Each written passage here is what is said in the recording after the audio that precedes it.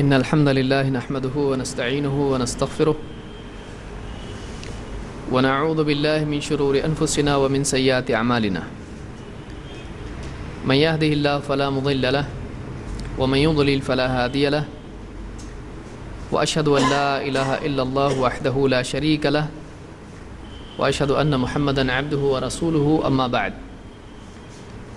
فإن خير الحديث كتاب الله وخير الهدي هدي محمد صلى الله عليه وسلم وشر الأمور محدثاتها وكل محدثة بدعة وكل بدعة ضلالة وكل ضلالة في النار.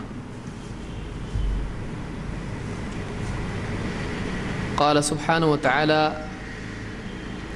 تلك الرسل فضلنا بعضهم على بعض.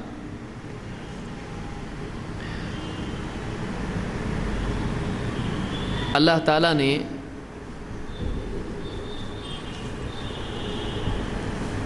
انسانوں کی ہدایت کے لیے ہر دور میں یہ انتظام کیا کہ انسانیت میں سے بہترین افراد کا انتخاب کر کے انہیں سب سے پہلے ہدایت دی اور ان کو وہ علم دیا جس علم کے ذریعے سے وہ اپنے سماج اپنے علاقے کے لوگوں کو گمراہی کے اندھیرے سے حق کے اجالے کی طرف لائیں۔ ایک انسان اپنے طور پر یہ نہیں جان سکتا ہے کہ صحیح اور غلط کیا ہے۔ ایک انسان صحیح اور غلط کا فرق محض اپنی عقل کی بنیاد پر نہیں کر سکتا ہے، اس کو اللہ تعالیٰ کی طرف سے خارجی ہدایت کی ضرورت ہے۔ ایک ایکسٹرنل گائیڈنس اس کو چاہیے، وہ اپنے طور پر فیصلہ نہیں کر سکتا ہے کہ بس سوچے کہ کیا صحیح ہے کیا غلط ہے، پھر وہ پہچان لے کہ صحیح کیا ہے اور پھر اس پہ چلنے لگے۔ ایسا نہیں ہو سکتا ہے۔ اللہ تعالیٰ نے انسانی زندگی کے لیے، انسان کی رہبری کے لیے کہ انسان کی تخلیق کا مقصد کیا ہے، انسان کو اللہ نے کیوں پیدا کیا ہے اور اس مقصد کی تکمیل، اس مقصد کے پورا کرنے کے لیے کیا کرنا چاہیے، انسان کی ذمہ داریاں کیا ہیں، انسان کے لیے اس مقصد میں جس کے لیے اس کو پیدا کیا گیا ہے رکاوٹیں کیا ہیں، کون سی چیزیں ہیں جو اس کو مقصد کے پورا کرنے سے روکتی ہیں، انسان کی منزل کیا ہے، چاہے صرف یہ دنیا ہے یا ایسے آگے کچھ ہے، اس کا مقصد اور اس کی منزل کیا ہے، اس منزل تک پہنچانے کے لیے کیا چیزیں ضروری ہیں، اس منزل تک پہنچنے میں کیا رکاوٹیں اس کے لیے ہیں، انسان دنیا میں سکون کیسے حاصل کر سکتا ہے، سعادت کیسے حاصل کر سکتا ہے، اور آخرت میں جس کے لیے اس کو پیدا کیا گیا ہے آخرت کی اس زندگی میں انسان نجات اور فلاح کیسے پا سکتا ہے، یہ انسان اپنے طور پر نہیں جان سکتا ہے۔ انسان کو تو یہ بھی معلوم نہیں ہے کہ کل کیا ہونے والا ہے، تو وہ اپنی پوری زندگی کے نتیجے کو کیسے پہچان سکتا ہے، یعنی کہ آدمی کل کیا ہوگا اس کو نہیں جانتا ہے، تو ایک آدمی ساری انسانیت کا مستقبل کیا ہے، ان کا فیوچر کیا ہے، ان کا گول کیا ہے اور پوری زندگی کا حاصل اس کا رزلٹ کیا ہے، یہ کیسے جان سکتا ہے، کیا کرنے سے کیا ہوتا ہے۔ دنیا میں ایک انسان ٹرائل اینڈ ایرر کوشش کرتا ہے، غلطی ہوتی پھر نتیجہ نکلتا ہے، اس بنیاد پر زندگی میں بہت ساری چیزیں سیکھتا رہتا ہے، چھوٹی چھوٹی زندگی کی حقیقتیں ہیں، لیکن ایک آدمی کو وہ سیکھنے میں بھی ایک زمانہ گزر جاتا ہے۔ بہت ساری چیزیں، اکثر چیزیں جو بچپن میں سمجھ میں نہیں آتی ہیں ان میں سے تھوڑی جوانی میں سمجھ میں آتی ہیں۔ اپنے بارے میں بہت کچھ آدمی جوانی کی عمر میں سمجھنے لگتا ہے، لیکن جوانی میں بھی زندگی کے بہت سارے حقائق اس پر پوشیدہ رہتے ہیں، اس سے چھپے رہتے ہیں، اور وہ ایک جنون کے پیریڈ میں، دور میں ہوتا ہے جس میں سب اس کو غلط دکھائی دیتے ہیں اور اپنے آپ ہی کو وہ صحیح سمجھتا رہتا ہے۔ اس کے لیے نصیحتیں کوئی معنی نہیں رکھتی ہیں، اس کو نصیحت کرنے والے کم سمجھ دکھائی دیتے ہیں۔ یہ بھی دور نکل جاتا ہے۔ اکیلاپن نکاح کے بعد بیوی بچوں میں تبدیل ہو جاتا ہے، اور پھر ایک زندگی کا دور اور آگے بڑھتے بڑھتے بڑھاپا آتا ہے۔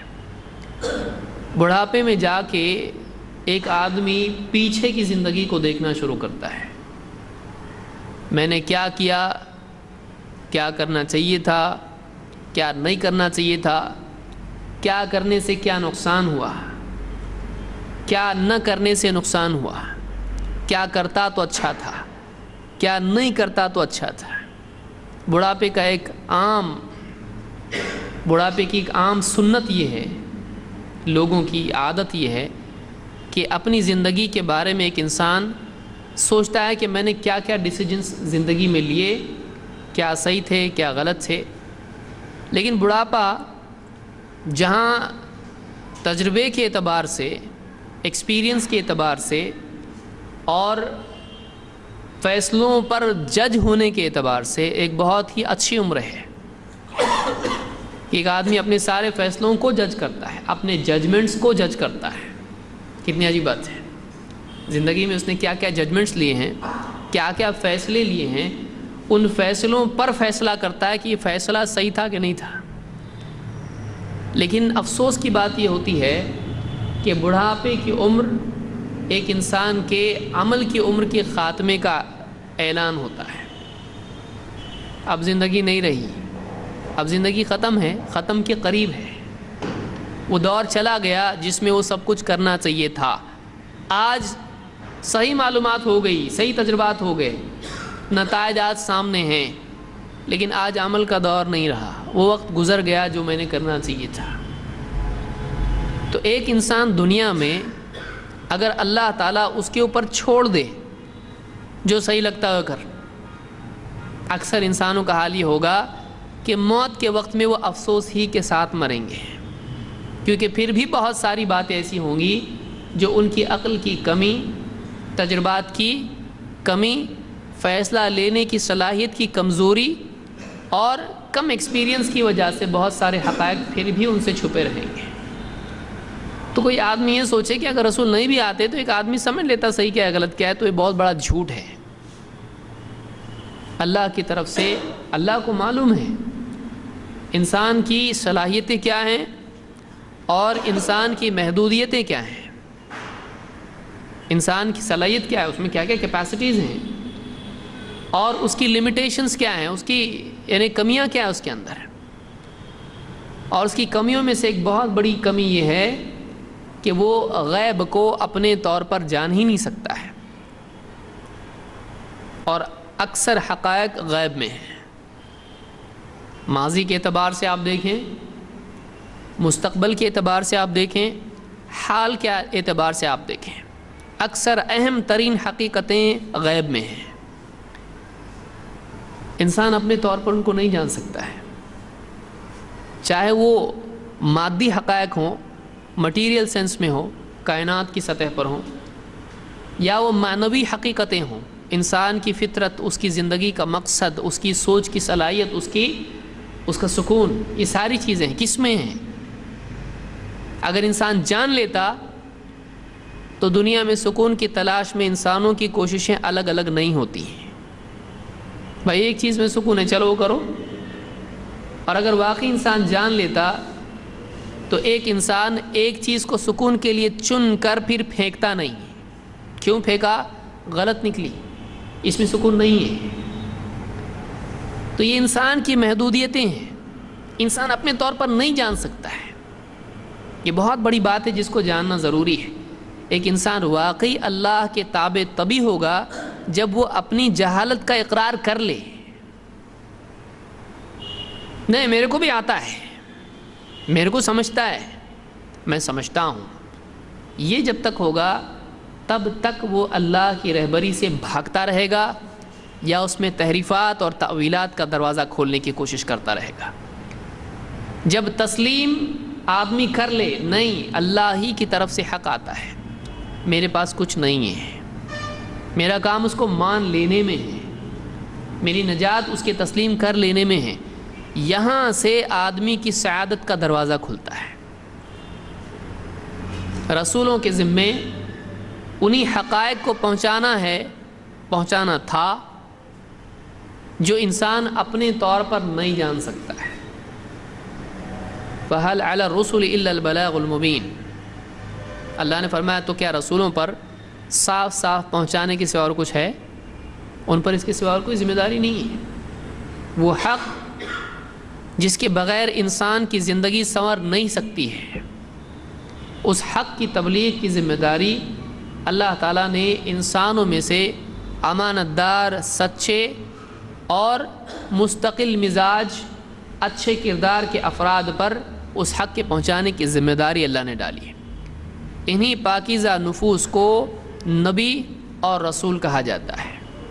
اس سے پہلے ایک درس میں ہم نے کچھ باتیں ان کے بارے میں دیکھی تھیں۔ یہ عقیدے کا ایک بہت اہم حصہ ہے، اور ایمان کے جو 6 ارکان ہیں جو حدیث جبریل میں اور دوسری احادیث میں بھی مذکور ہیں اور قرآن کریم میں مختلف مقامات پر منتشر ہیں، ان کے بارے میں تفصیل۔ رسولوں پر ایمان لانا بھی ایک اہم ترین رکن ہے۔ اللہ پر ایمان، فرشتوں پر ایمان، کتابوں پر ایمان، رسولوں پر ایمان، آخرت کے دن پر ایمان اور تقدیر کی بھلائی اور برائی پر ایمان، یہ 6 ارکان ہیں جو حدیث جبریل میں، جس کو امام البخاری مسلم دونوں نے روایت کیا ہے، اس حدیث میں ہم کو ملتے ہیں کہ جبریل نے جب پوچھا ایمان کے بارے میں مجھ کو بتائیے، اخبرنی عن الایمان، مجھ کو ایمان کے بارے میں بتائیے، اللہ کے نبی صلی اللہ علیہ وسلم سے پوچھا تو آپ نے فرمایا ان تؤمن باللہ وملائکتہ وکتبہ ورسلہ والیوم الآخر وتؤمن بالقدر خیرہ وشرہ، یہ 6 ارکان ایمان کے ہیں۔ ان میں سے چوتھا رکن رسولوں پر ایمان لانا ہے۔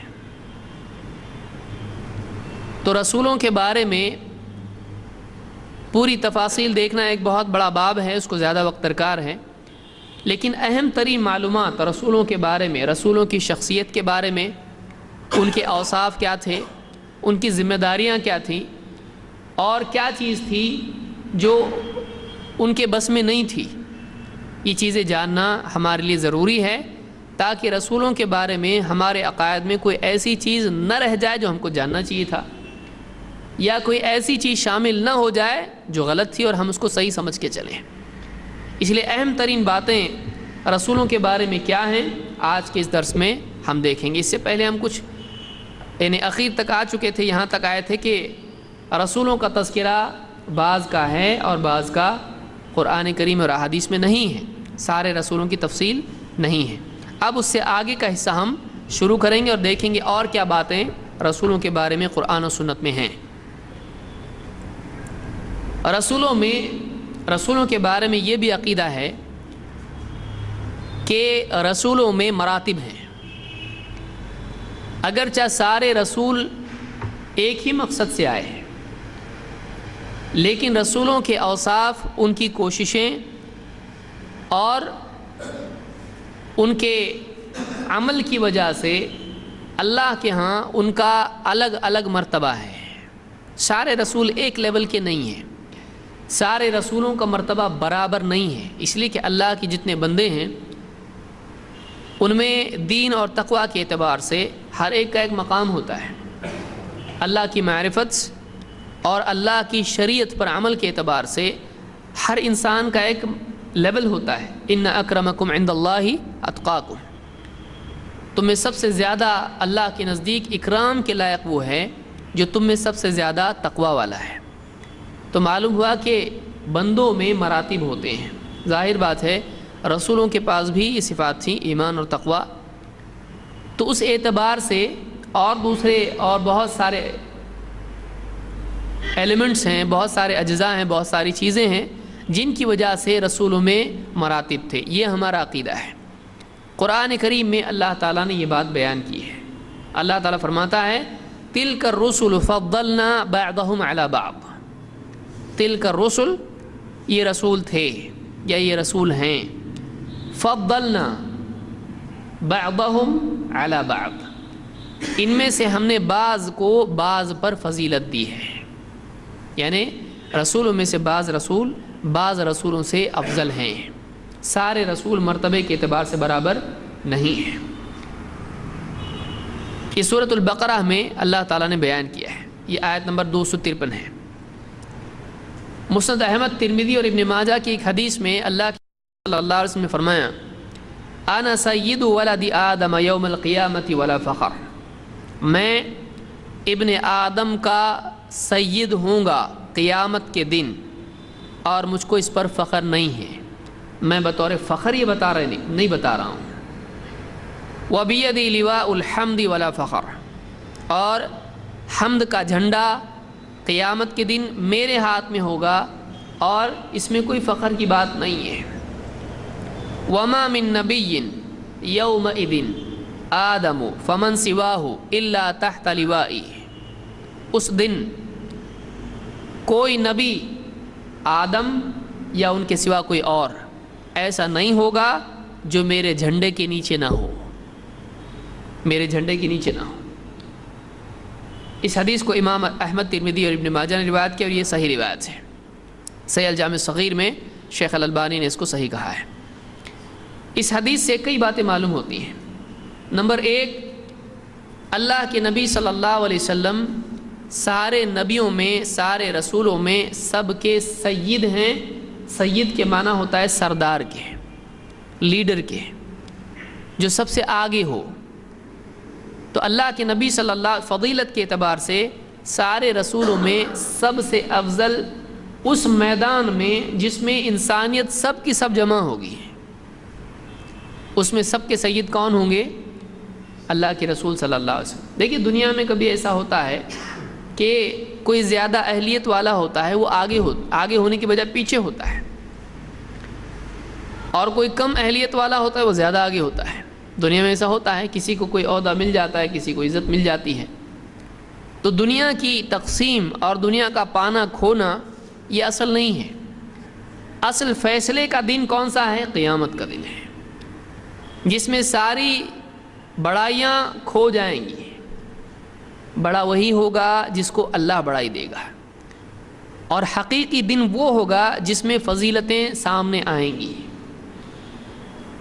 اس دن اللہ کے نبی صلی اللہ علیہ وسلم سارے نبیوں کے سردار ہوں گے. واقعی فضیلت کا دن وہ ہے. تو ایک بات یہ معلوم ہوئی کہ اللہ کے نبی صلی اللہ علیہ وسلم سارے نبیوں کے سردار قیامت کے دن ہوں گے، یعنی آپ سارے نبیوں میں سب سے افضل ہیں. دوسری بات یہ معلوم ہوئی کہ آدم علیہ السلام بھی نبی ہیں. بعض لوگوں نے آدم علیہ السلام کے نبی ہونے ہی کا انکار کیا ہے، اور عیسائی بھی آدم علیہ السلام کو نبی نہیں مانتے ہیں.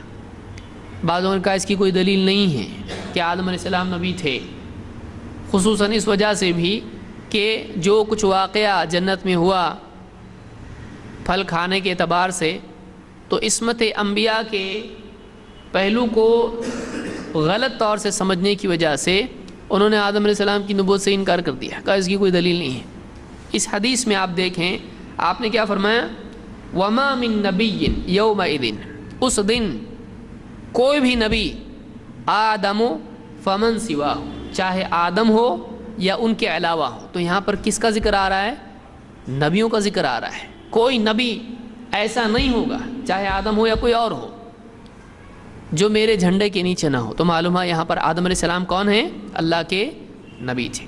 تو آدم علیہ السلام جہاں پہلے انسان تھے وہاں پر پہلے نبی بھی تھے. یہ ہمارا عقیدہ ہے. تو بہرحال یہ بات معلوم ہوئی کہ رسولوں کے مراتب ہیں، اور رسولوں میں سب سے افضل اللہ کے رسول محمد عربی صلی اللہ علیہ وسلم ہیں.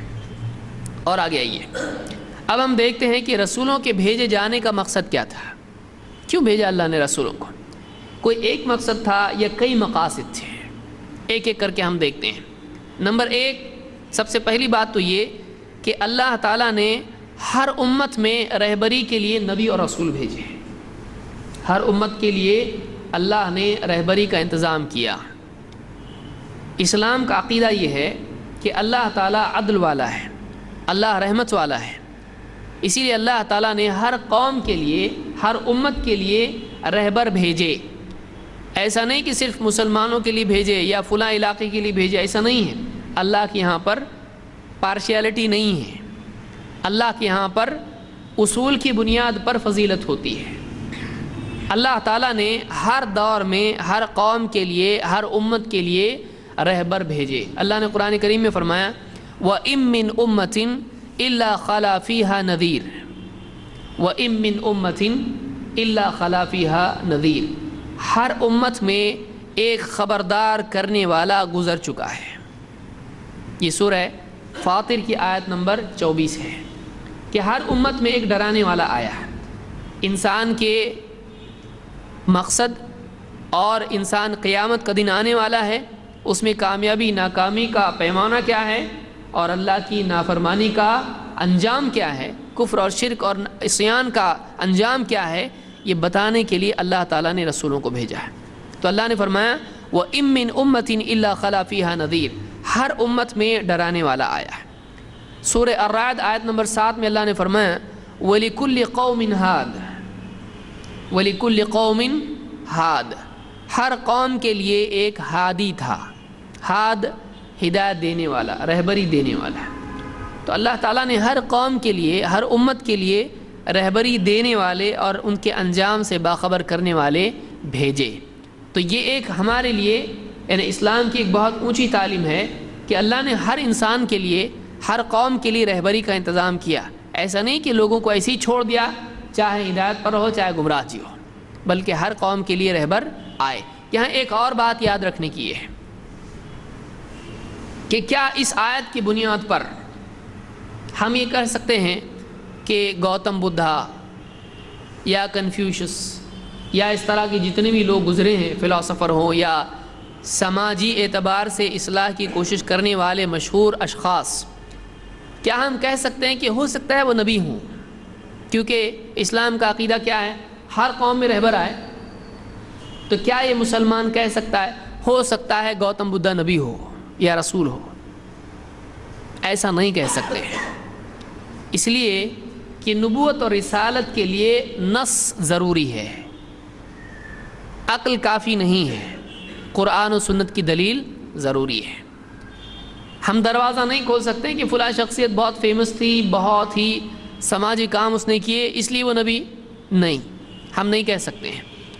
بلکہ اللہ کی کتاب میں یا اللہ کے نبی صلی اللہ علیہ وسلم کی احادیث میں، صحیح احادیث میں اگر کسی کی نبوت کا صراحتاً یا قوی اشارہ ملتا ہو، تب جا کر اس کے بارے میں کہا جا سکتا ہے کہ یہ نبی ہے، یہ نبی ہونے کا یعنی بہت قوی امکان ہے۔ جیسے مثال کے طور پر لقمان کے بارے میں آیا ہے کہ انہوں نے بہت ساری حکمت کی باتیں کہیں، لیکن لقمان یہ نبی نہیں تھے۔ تو ضروری نہیں ہے کہ کوئی بہت حکمت کی باتیں کہنے والا نبی بھی ہو، وہ ایک غلام تھے، اور ان کے بارے میں ابن عباس وغیرہ کے اقوال ملیں گے آپ کو تفسیر میں، آپ سورہ لقمان میں دیکھ سکتے ہیں۔ لیکن اس کے بالمقابل خضر ہیں جن کو بہت سارے لوگوں نے ولی اور کسی نے فرشتہ قرار دیا، لیکن خضر کے بارے میں قوی قرینہ موجود ہے کہ وہ نبی تھے۔ جمہور کا قول ہے کہ وہ نبی تھے، خضر علیہ السلام یہ نبی تھے، کیونکہ انہوں نے جو باتیں کہیں سورہ کہف میں وہ اللہ کی وحی کی طرف اشارہ کر دی کہ میں نے اپنے طور پر نہیں کیا، میں نے وحی کی بنیاد پر کیا ہے، اللہ کے حکم سے کیا ہے۔ تو اس طرح سے قرآن و سنت میں اگر کسی کا تذکرہ ملتا ہے اس اعتبار سے کہ صراحتاً یا قوی اشارہ اس کے لیے موجود ہو کہ یہ نبی تھے، تو ہی اس کے بارے میں کہا جا سکتا ہے۔ ورنہ اگر کوئی آدمی سماج میں اس نے بہت بڑا کام کیا ہو، لوگوں کی اصلاح کی ہو، یا اس کی تعلیمات میں توحید ملتی ہو، تو ضروری نہیں کہ اس کو نبی قرار دیا جائے۔ اس لیے کہ عرب میں بھی ایسے کئی لوگ تھے جو مشرکانہ ماحول کے باوجود ایک اللہ کو مانتے تھے، ایک اللہ کو مانتے تھے، اس بنیاد پر ان کو نبی نہیں کہا جا سکتا ہے۔ تو اس بات کو یاد رکھیں کہ ہم اپنے طور پر کسی کے لیے نبوت کا امکان پیدا نہیں کر سکتے کہ ہو سکتا ہے وہ نبی ہو، اس کے بارے میں توقف کریں، اور یوں کہیں جب تک کسی کی نبوت ثابت نہیں ہوتی اس کو نبی نہیں مان سکتے ہیں۔ یہ بھی یاد رکھنا ضروری ہے، ورنہ بعض لوگ دعوت کے شوق میں قوموں کو خوش کرنے کے لیے اس طرح کی پاسبلٹیز کریٹ کرتے ہیں۔ یہ بہت بڑی علمی غلطی ہے، ایسا نہیں کرنا چاہیے، اس میں توقف کرنا چاہیے۔ اس میں سیف طریقہ کیا ہے؟ توقف کیا ہے؟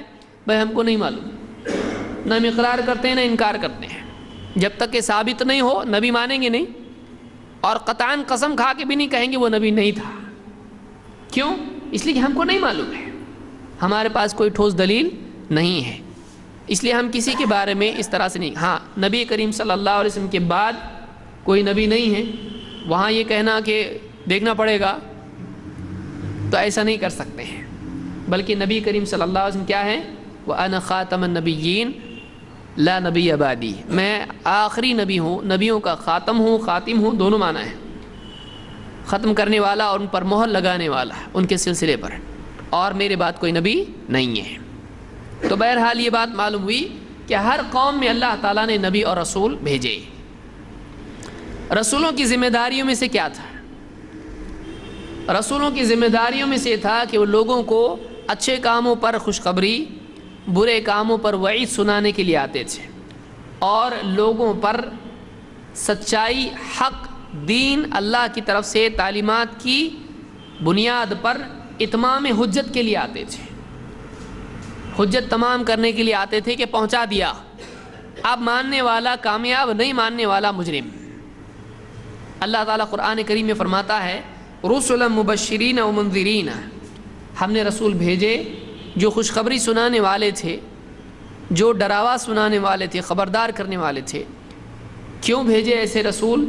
لِأَلَّا يَكُونَ لِلنَّاسِ عَلَى اللَّهِ حُجَّةٌ بَعْدَ الرُّسُلِ، تاکہ رسولوں کے آ جانے کے بعد لوگوں کے پاس اللہ کے مقابلے میں کوئی عذر باقی نہ رہے، کوئی ایکسکیوز باقی نہ رہے، کوئی بہانہ باقی نہ رہے کہ ہم کو تو کوئی ڈرانے والا آیا نہیں، ہم کو کوئی بتانے والا آیا نہیں، ہم نہیں جانتے تھے، تو ہم کو کیسے سزا مل رہی ہے؟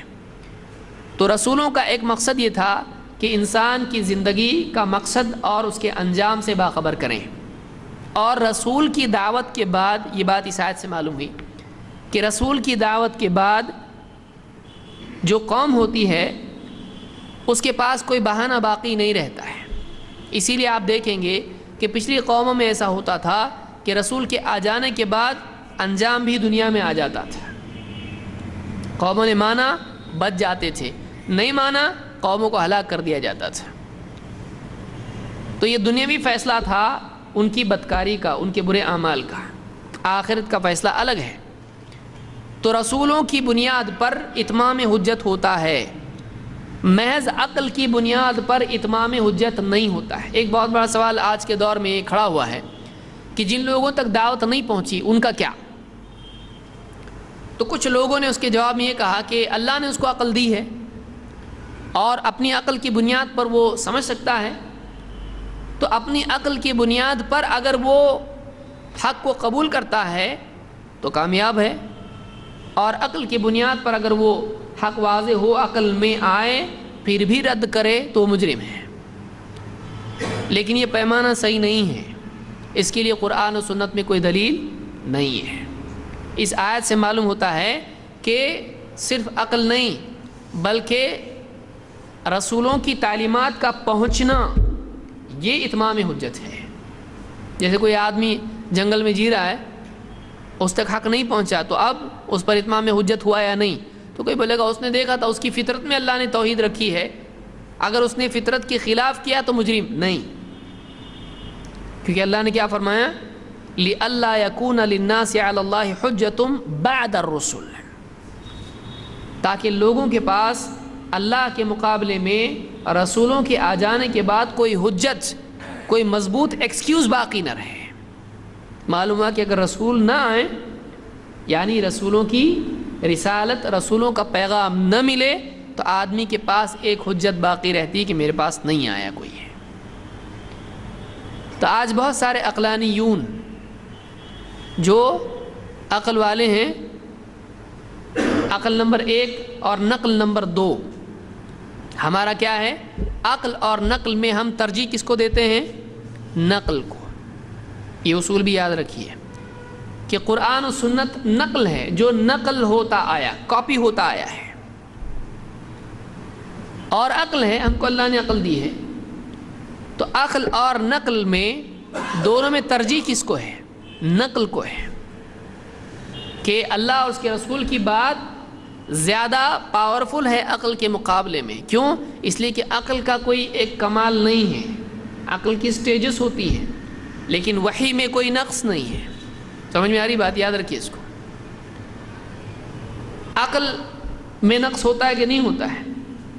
ہم کتنے لوگوں کو کہتے ہیں، بلکہ بعض اوقات اپنے آپ کو کیا عقل ہی نہیں مجھ کو، رہ کے بھی بولتا ہے. غلط ڈیسیجنز کی وجہ سے آدمی اپنے آپ کو بولتا ہے عقل نہیں ہے یا عقل کمزور ہے. عقل ناقص ہوتی ہے، لیکن نقل، وحی، اللہ کا پیغام ناقص نہیں ہوتا ہے. تو یہ سمپل لاجک ہے لاجک والوں کے لیے کہ جو ناقص ہے اس پر کامل کو، بے عیب کو ہمیشہ ترجیح ہونی چاہیے. اور کم علم والے کا ڈیسیجن، دوسرا پہلو آپ دیکھیں. ایک آدمی عقل سے فیصلہ کر رہا ہے تو اس کے پاس نالج ہے، صحیح، کیونکہ ڈیسیجن کے لیے نالج زیادہ ہونا چاہیے. تو کم نالج والا، کم علم والے کا فیصلہ، اور وحی کیا ہے؟ کامل علم والے کا فیصلہ. کیونکہ الا لہ الخلق والامر، اللہ کی طرف سے حکم آیا ہے، وہ اللہ کا فیصلہ ہے. تو وحی اللہ کا فیصلہ ہے، اور عقل کی بنیاد پر انسان فیصلہ کرتا ہے. تو ظاہر بات ہے زیادہ بلکہ کامل علم والے کا فیصلہ ہمیشہ ناقص علم والے کے فیصلے پر بھاری ہونا چاہیے. تو اس عقل کی وجہ سے بھی دیکھیے، عقل کا فیصلہ کیا ہے کہ وحی ہمیشہ ترجیح پائے گی کس پر؟ عقل پر. عقل اور نقل میں تعارض جب ہوگا تو اس وقت میں تعارض یعنی کانٹرڈکشن ہوگا تو نقل کو ترجیح دی جائے گی کس پر؟ عقل پر. ورنہ دو آدمیوں میں جب جھگڑا ہو تو کون سی عقل بھاری پھر جھگڑا ہوگا، تیسرے کی کیوں ججمنٹ والی، تو یہ مصیبت ہو جائے گی. اس لیے عقل کے اوپر ہمیشہ نقل کو ترجیح ہوگی. تو اس آیت سے معلوم ہوا کہ مجرد عقل کی سطح پر مجرم انسان نہیں ہوتا ہے، بلکہ وحی کی بنیاد پر کہ وحی پہنچی اور نہیں مانا تب جا کر آدمی مجرم ہوتا ہے. یہ آیت ہم کو ایک بہت اہم عقائد ہے، اس کو معلوم ہونا ضروری ہے. یہ چیزیں ہم کو معلوم ہونا ضروری ہے، ورنہ آدمی بہت غلط فیصلے زندگی میں کر سکتا ہے دین اور دعوت کے سلسلے میں. بہرحال آگے آئیے. تو ایک بات یہ معلوم ہوئی، رسولوں کے ذمے اتمام حجت تھا، رسولوں کے ذمے حق کی وضاحت بھی تھی. یہ نہیں کہ آ کے کہا اللہ ایک ہے اور چلے گئے، نہیں، یا کہا کہ دیکھو یہ اللہ کا حکم ہے چلے گئے، نہیں. رسولوں کے ذمے صرف تبلیغ نہیں تھی، بلکہ رسولوں کے ذمے تبیین بھی تھی. دونوں میں کیا فرق ہے؟ بہت سارے لوگ آج کے اس دور میں، چونکہ بہت سارے اس میں غلط باتیں بھی ہیں اس لیے میں اس کو ضمناً لیتا جا رہا ہوں. بہت سارے لوگوں نے یہ بھی کہا جو منکرین حدیث ہیں، رسول نعوذ باللہ ڈاکیے کی طرح ہوتے ہیں. پوسٹ مین، جس کو ہماری زبان میں یہ پوسٹ مین کہنا بہت یعنی نبی کی شان میں گستاخی کی طرح ہے. بالکل ڈاکیے کی طرح ہیں. کیسے؟ خط لاتا ہے، دیتا ہے، نکل جاتا ہے، اس کا کوئی دخل نہیں ہے. آپ جانیں، آپ کا خط جانیں، آپ کو جو سمجھنا ہے سمجھو. خط لا کے دیا اس نے، بس ختم. تو رسول کی ذمہ داری نعوذ باللہ ایسی ہے کہ وہ اللہ کی طرف سے کتاب یا اللہ کی طرف سے پیغام لایا، اس نے کہا دیکھو یہ اللہ کا پیغام ہے، تم جانو، تمہارا اللہ جانے. کیا رسول کی ذمہ داری تھی؟ نہیں، رسول کی صرف اتنی ذمہ داری نہیں تھی، بلکہ رسول کی ذمہ داری جہاں پیغام کا من وعن جوں کا تو پہنچانا ہے، وہیں اس پیغام کو سمجھانا بھی ہے. یہاں اہمیت معلوم ہوتی ہے رسول کے ایکسپلینیشن کی، حدیث کی. قرآن نے یہ نہیں کہا کہ رسول پر صرف پہنچانا ہے. جہاں یہ کہا ہے اللہ نے قرآن میں، وہاں اس سیناریو میں ہے کہ منوانا نہیں ہے تمہارے ذمہ، پہنچانا ہے تمہارے ذمہ. لیکن یہ مطلب نہیں ہے کہ صرف پہنچانا ہے، سمجھانا نہیں ہے، کیونکہ قرآن ہی میں اللہ نے بتایا کہ سمجھانا بھی ہے. کہاں اللہ نے کہا؟ اللہ نے فرمایا وَمَا عَلَى الرَّسُولِ الا البلاغ المبین، رسول کے ذمے واضح طور پر پہنچانا ہے، صرف پہنچانا ہے نہیں، البلاغ المبین، رسول کے ذمے کلیئر کھول کے صاف ستھرے طریقے سے واضح طور پر پہنچانا ہے، صرف پہنچانا نہیں ہے۔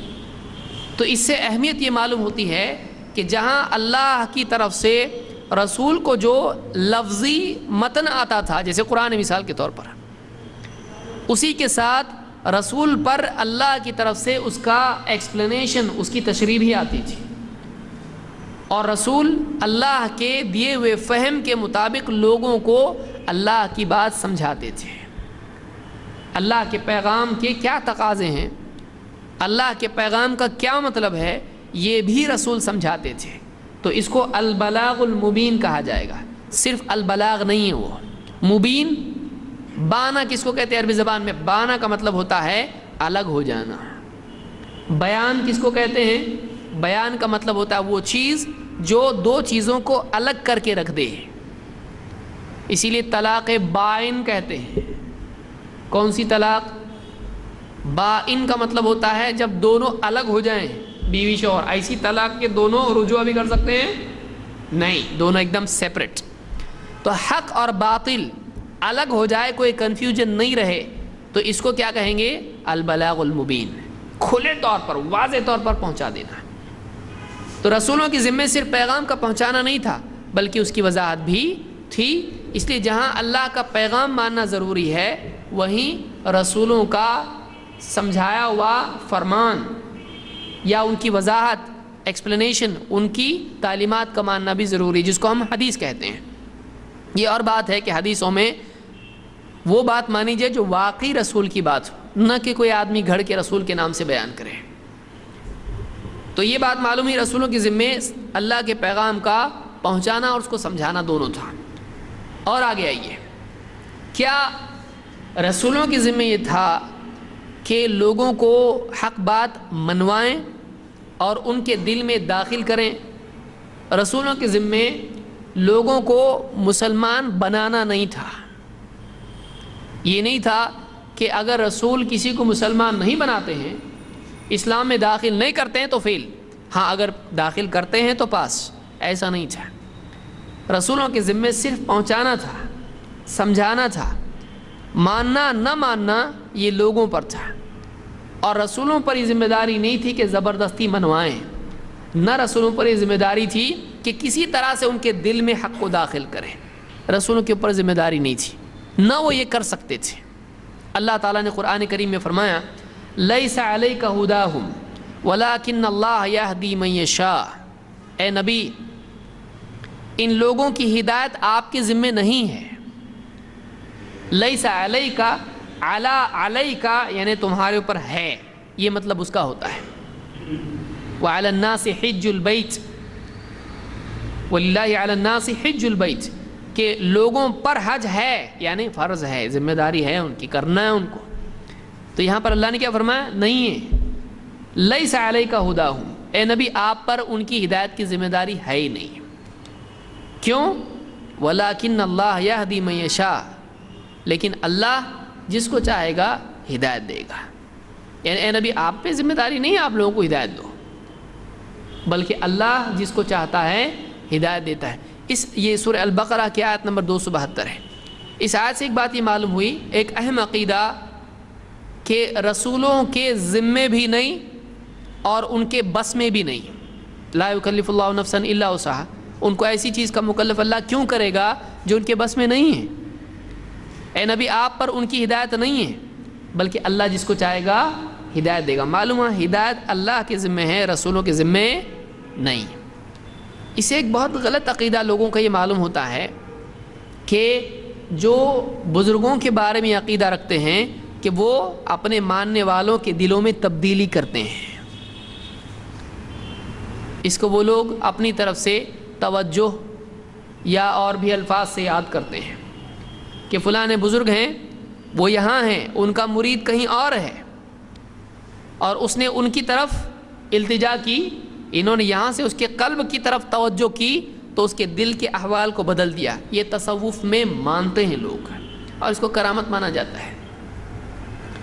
اللہ نے فرمایا آپ پر ان کی ہدایت کی ذمہ داری نہیں ہے، بلکہ اللہ جس کو چاہے گا ہدایت دے گا۔ اگر نبی بھی ہدایت دے سکتے تھے تو اصولاً قرآن میں ایسی کوئی آیت ہوتی، اور واقعتاً اللہ کے نبی صلی اللہ علیہ وسلم کی زندگی میں کئی لوگ جن کے بارے میں آپ چاہتے تھے کہ ان کو ہدایت ملے، ان کو ہدایت مل جاتی، مثلا ابو طالب، لیکن نہیں ملی ہدایت۔ کیوں؟ اس لیے کہ ان کے بس میں ہدایت نہیں ہے۔ تو یہ جو عقیدہ ہے کہ فلاں بزرگ توجہ سے کسی کے دل پر اثر ڈال سکتے ہیں، اس کو فاسق سے متقی بنا سکتے ہیں، اس کے دل کی دنیا بدل دیتے ہیں، ایک نظر سے اس کا حال بدل دیتے ہیں، تو یہ سب بیہودہ باتیں ہیں۔ اسلامی عقائد میں اس کے لیے کوئی جگہ نہیں ہے۔ تو یہ بھی عقیدہ یاد رکھنا چاہیے کہ اتنے بڑے رسول جن کو اللہ نے لوگوں کی رہبری کے لیے چنا، ان کے بس میں ان کی ہدایت نہیں تھی۔ اور آگے آئیے، رسولوں کے بارے میں یہ عقیدہ بھی ہے کہ رسول حق اور باطل کا فیصلہ کرنے کے لیے آئے تھے۔ دیکھیے ایک عقیدہ اور بھی ہمارا اسلامی عقیدہ ہے کہ انسانیت کی ابتدا ہدایت اور توحید سے ہوئی، پھر بگاڑ آیا۔ لیکن جو لوگ سوشل سائنسز پڑھتے ہیں وہ اس کا الٹا پڑھتے ہیں۔ سوشل سائنسز میں آپ دیکھیں گے انسانیت کی تاریخ میں یہ مانا جاتا ہے کہ انسان پریمیٹیو تھا، ایک دم جنگلی انسان تھا، اور اس کو پیڑ سے فائدہ ہوا، آگ سے فائدہ ہوا، بارش، بجلی، کڑک، یہ دیکھ کر مظاہر فطرت جس کو کہا جاتا ہے، کائنات کی جو طاقتیں ہیں ان کو دیکھ کر ایک آدمی ان کو پوجنے لگ جاتا تھا۔ بجلی چمکی فوراً اس کے آگے جھک گیا، پیڑ سے فائدہ ہوا پیڑ کے آگے جھک گیا، بارش، آگ، ہوا، آندھی، طوفان، اس سب کو پوجتا تھا، پانی، سیلاب، طوفان، سب کو پوجنا شروع کر دیا اس نے۔ تو ڈر کی بنیاد پر یا نفع کی بنیاد پر انسان ان چیزوں کو پوجنے لگا۔ دو ہی انسان کی زندگی میں وہ یہ کہتے ہیں کہ کسی چیز سے اس کو فائدہ ہوا اس کو پوجنا شروع کر دیا، جیسے گائے، پیڑ، سورج وغیرہ، یا کسی چیز سے اس کو ڈر تھا، ڈریگن، ان کے چائنیز میں عقیدہ ہے کہ ڈریگن ایسا ہوتا ہے وہ کھا جائے گا سورج کو یا چاند کو، تو وہ لوگ چلانا شروع کرتے تھے اس کو سورج گرہن کے وقت میں، تو خوب چلاتے تھے، اس کے بعد میں وہ جب نکل جاتا تھا تو سمجھتے تھے ہاں ہمارے چلانے سے اس نے چھوڑ دیا۔ آپ اگر دیکھو گے انسانیت کی تاریخ میں یہ چیزیں آپ کو ملیں گی۔ تو ایسے کئی ڈر، آندھی، طوفان، بجلی، کڑک، گرج، اس کو انسان جو ہے معبود کا عقیدہ یعنی اس کا مقام دیے ہوئے تھا۔ لیکن انسانیت کی تاریخ میں یہ ادھوری تحقیق ہے۔ انسان یہ مانتا ہے آج کہ پہلے سب لوگ کئی معبودوں کو ماننے والے تھے، پھر ترقی ہوتے ہوتے ہوتے پھر ایک معبود کو لوگ ماننے لگے۔ تو یہ ایڈوانس ورژن ہے گاڈ کے بارے میں، ورنہ بیسک سٹارٹنگ عقیدہ کیا تھا؟ کئی معبود۔ اسلام کہتا ہے ایسا نہیں تھا، اسلام اس کو نہیں مانتا ہے، اس کو یاد رکھیے۔ اسلامی عقیدہ یہ ہے کہ انسان کی ابتدا توحید سے ہوئی ہے، پھر اس کے بعد بگاڑ آیا، کیونکہ پہلے انسان کتنے تھے؟ ایک، پھر ایک سے اس کا جوڑا بنا، تو یہ پہلا جوڑا کس کو ماننے والا تھا؟ ایک اللہ کو ماننے والا تھا۔ اور ابن عباس کے قول کے مطابق اور قرآن کی اس آیت کی تفسیر کے ضمن میں جو ابھی بتاؤں گا میں، 10 نسلیں ایسی گزریں انسانیت کی، آدم علیہ السلام کی، جو سب توحید والے تھے۔ 10 نسلوں تک انسان توحید پر قائم رہا، لیکن اس کے بعد شرک آیا۔ کہاں سے آیا؟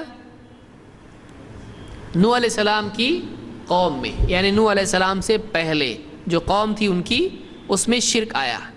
بت بنائے، آپ کو تاریخ پوری معلوم ہے کہ بت بنا کے رکھے باپ دادا کے نیک لوگوں کی، تاکہ ان کو دیکھ کے ہمارے اندر بھی دین کا جذبہ اور مضبوط ہو جائے۔ وہاں سے ایک نسل نے بت بنائے ترغیب کے لیے، اور دوسری نسل ان کی عبادت کرنا شروع کر دی، یہاں سے شرک آیا۔ تو اسلام کا عقیدہ یہ ہے کہ ابتدا میں انسان موحد تھا، بعد میں شرک انسان میں آیا۔ یہی بات قرآن کریم میں اللہ نے فرمائی۔ اللہ تعالیٰ فرماتا ہے کان الناس امۃ واحدہ، لوگ ایک ہی امت تھے، یعنی ایک دین پر تھے۔ ایک دین پر تھے. کان الناس امۃ واحدہ، لوگ ایک ہی امت تھے، یعنی ایک دین کے ماننے والے تھے، سب توحید والے تھے.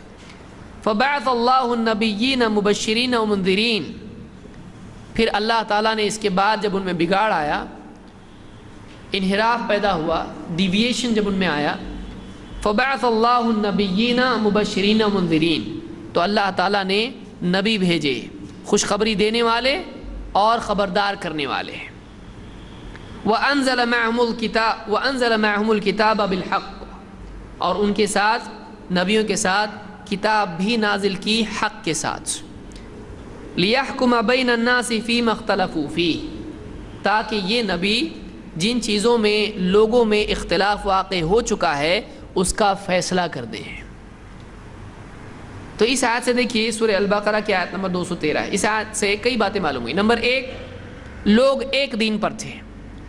2، ان میں اختلاف پیدا ہوا، یعنی دین میں اختلاف آیا. پہلا اختلاف کس چیز میں آیا؟ توحید ہی کے سلسلے میں آیا ہے. اب اللہ تعالیٰ نے جب ان میں اختلاف پیدا ہوا، عقیدے میں بگاڑ پیدا ہوا، توحید سے وہ ہٹ گئے، تو پھر اللہ تعالیٰ نے نبیوں کو بھیجا اور نبیوں کے ساتھ کتابیں بھی نازل کیں. کیوں کیا ایسا اللہ نے؟ کیوں نبی بھیجے؟ کیوں کتابیں دیں؟ تاکہ لِيَحْكُمَ بَيْنَ النَّاسِ فِيمَا اخْتَلَفُوا فِيهِ، کہ لوگوں میں جو اختلاف واقع ہو چکا ہے یہ نبی ان کے اختلاف کا فیصلہ کرتے ہیں. تو نبیوں کے آنے کا، رسولوں کے آنے کا ایک مقصد یہ بھی معلوم ہوا کہ لوگوں میں جب بھی بگاڑ پیدا ہوتا تھا، صحیح اور غلط میں کنفیوژن آتا تھا، حق والے ایک طرف باطل والے ایک طرف ہو جاتے تھے، تو اللہ تعالیٰ نبیوں اور رسولوں کو بھیجتا جو صحیح یہ ہے اور غلط یہ بتاتے ہیں. صحیح اور غلط میں فیصلہ کرنے کے لیے اللہ تعالیٰ نبیوں کو بھیجتا تھا. تو ایک بات یہ بھی معلوم ہوئی کہ صرف کتابیں اللہ نے نازل نہیں کی حق اور باطل میں فیصلہ کرنے کے لیے، بلکہ کس کو بھیجا؟ اللہ نے نبی بھیجا اور نبیوں کو کتابیں دی. تو بنیادی کون تھے شخصیت اس میں؟ نبی تھے، اور نبی کو اللہ نے کتاب دی. تو آج بھی جو اختلافات ہیں امت میں، آج بھی اختلافات ہے کہ نہیں ہے؟ لیکن آج نبی آئے گا؟ نہیں، آج نبی نہیں آئے گا. اللہ کے نبی صلی اللہ علیہ وسلم کے بعد کوئی نبی آئے گا نہیں. تو آج بھی جو فیصلہ ہے اس کے لیے کیا کریں گے؟ ہر آدمی اپنے اپنے لیے کوئی امام، پیر، مرشد اپنے لیے طے کر لے کہ وہ جو بولیں گے وہ کریں گے. کیا اپنی قوم، میری قوم جو بولے گی وہ صحیح، یہ مانیں ہم؟ یا باپ دادا جو کر رہے ہیں، ہمارے باپ دادا ایسے، تمہارے باپ دادا وہ ایسے؟ کیا اختلافات کا فیصلہ اس بنیاد پر ہوگا؟ نہیں، بلکہ نبی اور نبی کی کتاب، نبی کی تعلیمات اور نبی کی کتاب، اس بنیاد پر آج بھی فیصلہ ہوگا. اور یہ اللہ کا دائمی قاعدہ ہے، یہ کوئی نیا قاعدہ نہیں ہے. کوئی بولے کہاں سے لائے تم لوگ، کیا کر رہے ہیں ایسا؟ کہاں سے لائے؟ قرآن و سنت سے. اگر کوئی کہے، آپ دیکھیے اللہ کا ابتدائی اختلاف کے ہی وقت یہ قاعدہ تھا، تو آخر میں بھی یہی قاعدہ ہوگا. یہ ہمیشہ کے لیے دائمی سنت اللہ کی ہے کہ اللہ کی کتاب اور نبی کا، اس کی تشریح، نبی کا فیصلہ. تو نبیوں کو اللہ نے فیصلے کے لیے بھیجا. تو آج بھی امت کے اختلافات میں فیصلہ کس کی بنیاد پر کیا جائے گا؟ کتاب و سنت کی بنیاد. نبی تو ہے نہیں، نبی کی تعلیمات موجود ہیں، نبی کے فیصلے آج بھی موجود ہیں. نبی کے فیصلے موجود ہیں تو نبی کا فیصلے کے لیے موجود ہونا ضروری نہیں ہے، کیونکہ فیصلے سب موجود ہیں. تو مسئلہ کیا ہے؟ اصل مقصد فیصلہ ہی ہے، تو فیصلے سب موجود ہیں. تو کتاب و سنت سے آج بھی فیصلہ کیا جائے گا. محمد عربی صلی اللہ علیہ وسلم سے پہلے اور بعد میں ایک بہت بڑا فرق ہے. نبیوں پچھلے جو نبی اور رسول تھے، اللہ تعالیٰ نے ان کو حق اور باطل کے فیصلے کے لیے بھیجا، اور پچھلے جو نبی ہوا کرتے تھے ان میں سے بہت سارے نبی تو اپنے دور میں جھٹلائے گئے، ان کی بات کو لوگوں نے نہیں مانا. اگرچہ دلیل کی بنیاد پر وہ ہمیشہ اپنے مقابل قوم پر، مخالفین پر غالب رہتے تھے، لیکن مادی سطح پر، جس کو آپ سوشل، سماجی یا پولیٹیکل، سیاسی سطح پر آپ کہیں گے، بہت سارے نبیوں کو غلبہ نہیں مل سکا. کسی کو لوگوں نے قتل کر دیا، کسی کو علاقے سے نکال دیا، کسی کے ماننے والے بہت تھوڑے رہے. تو اس طرح سے زمین کی سطح پر، مادی سطح پر نبیوں کو غلبہ بہت ہی کم ملا ہے. ہاں، دلیل کی بنیاد پر، حق کی وضاحت کی بنیاد پر، مناظرے کی بنیاد پر نبی ہمیشہ غالب آئے. اکیلے ابراہیم علیہ السلام پوری حکومت نمرود کے مقابلے میں غالب آ گئے. لیکن مادی اعتبار سے کہ سیاسی حکومت قائم ہو، اللہ کی شریعت نافذ ہو اور باطل کو نکال دیا جائے، ایسا پہلے نہیں ہوتا تھا. بہت کم ایسا ہوا ہے. محمد عربی صلی اللہ علیہ وسلم کے دور میں یہ دونوں چیزیں ہوئی ہیں اور بہت کم عرصے میں ہوئی ہیں. باطل نظریاتی سطح پر بھی کھدیڑ دیا گیا، اس کو آئیڈیالوجیکل لیول پر بھی بالکل بچہ بنا دیا گیا، بلکہ اس کو ایک دم اچھوت بن گیا. باطل شرک ہے یا وہ سارا نظام جو جاہلیت کی بنیاد پر تھا، وہ ساری تعلیمات جو جاہلیت کی تعلیمات تھیں، سب خرافات اور رسم و رواج اور یعنی باطل خرافات عقائد، سب کو باطل ثابت کر دیا گیا اور قوم نے تسلیم کیا کہ ہاں واقعی یہ باطل ہے. دوسرا، جو پولیٹیکل لیول پر اس دین کی حفاظت اور اس کا نفاذ جس کو آپ کہیں گے، اس کا پریکٹیکل اپلیکیشن، اس کی بنیاد پر سماج کی تعمیر، سماج کا بننا، پورے ملک میں اس نظام کا نافذ ہونا، یہ پہلے نہیں ہوتا تھا. بہت ہی ایک چھوٹی سطح پر موسیٰ علیہ السلام کے دور میں ہوا، یا بہت ہی یعنی سپر نیچرل طریقے سے جو ہے یہ سلیمان علیہ السلام کے زمانے میں ہوا، کچھ حد تک حضرت داؤد علیہ السلام کے زمانے میں ہوا. لیکن ایک بہت بڑی سطح پر جو یہ چیز ہوئی ہے، یہ محمد عربی صلی اللہ علیہ وسلم کے زمانے میں ہوئی ہے. اللہ تعالیٰ نے فرمایا هو الذی ارسل رسولہ بالہدی ودین الحق، وہی اللہ ہے جس نے اپنے رسول کو بھیجا بالہدی ودین الحق، ہدایت اور دین حق کے ساتھ میں، لیظہرہ علی الدین کلہ، تاکہ اس کو ہر دین پر غالب کر دے، باقی تمام ادیان پر جو لوگوں نے بنا رکھے ہیں، ان تمام ادیان پر، یا جو اللہ کا دین تھا لوگوں نے اس میں بگاڑ کے اپنی طرف سے اضافے کر لیے ہیں، ان کی شکلیں بگاڑ کے کچھ کا کچھ کر دیا ہے، ہر وہ دین جو اسلام کے علاوہ ہے، لیظہرہ علی الدین کلہ، تاکہ اللہ تعالی ہر دین پر اس دین کو غالب کر دے. وکفیٰ باللہ شہیدا، اور اس کے لیے اللہ ہی بطور گواہ کافی ہے، اس کے لیے اللہ ہی بطور مددگار کافی ہے. دونوں میننگ میں آتا ہی ہے. یہ سورہ الفتح کی آیت نمبر 28 ہے. سورہ الفتح آیت نمبر 28. اس میں دو چیزیں اللہ نے بتائی ہیں کہ وہی ہے جس نے اپنے رسول کو بھیجا ہدایت اور دین حق کے ساتھ میں. ہدایت ابن کثیر کہتے ہیں بالہدا ای العلم النافع، ودین الحق العمل الصالح. علم نافع کے ساتھ رسول کو بھیجا اور عمل صالح کے ساتھ اللہ تعالیٰ نے اس رسول کو بھیجا. دو چیزیں دی گئی ہیں. دیکھیے، اسلام صرف عقائد کا مجموعہ نہیں ہے کہ اللہ کے بارے میں، آخرت کے بارے میں، فرشتوں کے بارے میں، فلاں چیز، صرف آئیڈیالوجیکل ریلیجن نہیں ہے، بلکہ اسلام ایک ایسا دین ہے جس میں انسان کی عملی زندگی کے لیے بھی کامل رہبری موجود ہے، نہ صرف فرد کی سطح پر بلکہ سماج کی سطح پر بھی. ایک اچھا معاشرہ کن بنیادوں پر قائم کیا جائے، اللہ تعالیٰ نے اپنے رسول کے ذریعے سے نہ صرف قولی سطح پر بلکہ عملی سطح پر بھی اس کو کر کے بتایا ہے. یہ بہت بڑی بات ہے کہ اللہ تعالیٰ نے ایک ایسا دین دیا جس میں نفع والا علم ہے اور جس میں ایسا عمل ہے جو نیک عمل ہے. ان دونوں سطحوں پر ایک دین دیا گیا ہے، تعلیمات کی سطح پر بھی اور پریکٹیکل اگزامپل کی سطح پر بھی، عقائد کا علم بھی اور عملی زندگی کا علم بھی، فرد کی سطح پر بھی اور سماج کی سطح پر بھی. ایک علاقے کے لیے نہیں بلکہ عالمی سطح پر. ایک دین پر یہ دین غالب آئے گا ایسا نہیں، بلکہ تمام ادیان پر یہ دین غالب رہے گا۔ اللہ تعالیٰ نے اپنے نبی کے دور میں نظریاتی سطح پر بھی، علمی سطح پر بھی اور سماجی سطح پر بھی، سیاسی سطح پر بھی غالب کر دیا اس کو۔ آپ دیکھیے باطل ایک دم ختم ہو گیا، شرک اس زمانے میں توڑ دیا گیا، لوگوں کی نگاہ میں شرک حقیر بن گیا، جو اتنا عزیز تھا لوگوں کو کہ جس کی بنیاد پر لوگ اپنے رشتہ داروں کو قتل کرنے کے لیے تیار تھے، وہ شرک اتنا گندا ہو گیا ان لوگوں کے نزدیک کہ اس سے زیادہ کوئی گندی چیز ان کے نزدیک نہیں تھی، اس سے زیادہ کوئی حقیر چیز ان کی نگاہوں میں نہیں تھی۔ تو اتنا زیادہ بڑا ریفارم، اتنی زیادہ ترقی ذہنی سطح پر، انٹلیکچل لیول پر انسان کی سب سے بڑی ترقی یہ ہے کہ وہ توحید والا ہو جائے۔